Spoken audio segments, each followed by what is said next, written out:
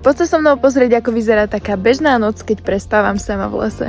Ako prvé si vyberiem miesto, na ktorom chcem prespať. Hľadám suchý terén, trošku vyvýšený, nie v doline, kvôli vlhkosti a aby som mala rozhľad. Sledujem vietor, stopy zvierat, dostupnosť vody a slnečný svit, pretože keď ráno vstávam, tak chcem mať pekný výhľad s východom slnka. Vyberám si miesto pocitovo, pretože na niektorých miestach sa necítim dobre a tam nikdy neprespávam. Zober si, že ideš niekde prespať, kde sa necítiš dobre, a to miesto potom bude obklopené tmou a ty si tam sám. Čiže nechceš byť na mieste, na ktorom sa necítiš ani cez deň dobre a už obzvlášť nie po tme. Kým je svetlo, rozložím si prístrešok, hamaku a vytvorím si ohnisko.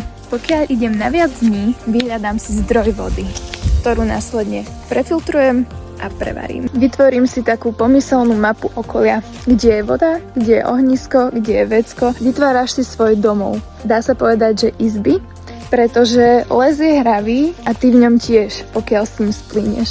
Moja príprava na noc vyzerá tak, že jedlo odnesiem ďaleko od seba a snažím sa ho dať do vyvýšenej pozície, ako napríklad túto na strom.